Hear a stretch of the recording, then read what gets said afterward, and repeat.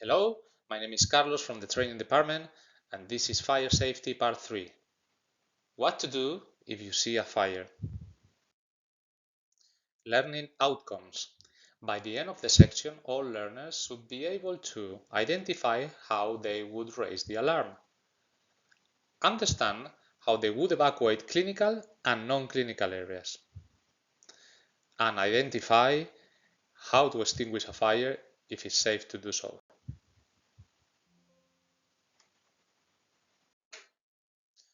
If a fire does occur, what do you do? In the event of a fire, first, if you see a fire, smell smoke, or suspect a fire, raise the alarm. Shout fire and use a red call point. Second, start evacuation according to local strategy, for example, progressive horizontal or simultaneous evacuation, closing doors and windows if safe.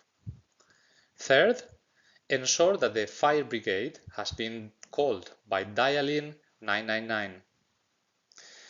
Fourth, attempt to put out the fire if you are trained and it is safe to do so. If you have not been trained to do so, please ensure you communicate this to your line manager to receive the training. Direct the fire brigade on arrival, providing as much information as possible. How to extinguish a fire? There are 3 ways to extinguish a fire: cool it, smother it, or starve it. You can cool it by using water extinguisher on a combustible fire. Will not only cool the flame but also the fuel, making it hard for the fuel to reignite as it is below its combustion temperature. Cooling with water removes the heat element from the fire triangle. Smother it using a CO2 extinguisher or covering the fire with a fire blanket will cut off the oxygen needed by the fire.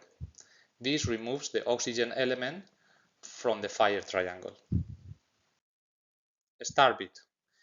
Starvation is achieved by removing one of the 3 elements in triangle. 1. Remove the fire. 2. Cool down the fire to remove heat, extinguisher. And 3rd, starve the oxygen, fire blanket. Remember, only attempt to extinguish a fire if it's safe to do so. If the fire is bigger than a wastebasket, it is not safe. Shout fire and raise the alarm. If you hear a fire alarm at work, what do? First, follow PJ Care's evacuation plan and procedure. If you are unsure of where to find this, please speak with your line manager to find out where to access it. Second, follow the instructions of the designated fire warden. And third, for non-clinical areas, evacuate the building immediately. Evacuation procedures. An emergency evacuation plan will include the action to be taken by all staff in the event of a fire and the arrangements for calling the fire brigade. Each site will have a specific emergency evacuation plan and staff should familiarize themselves with the procedures and plans. Patient safety. If you are responsible for residents or other people, you will need to follow separate instructions to ensure their safety. General principles on a fire alarm. Exit the building as quickly as possible. Do not stop to collect personal belongings. Non-clinical staff should meet at an agreed assembly point. Staff on the unit should use the horizontal evacuation procedure. Do not return to the building until told it is safe to do so. Follow any instructions from the designated fire wardens and the emergency services.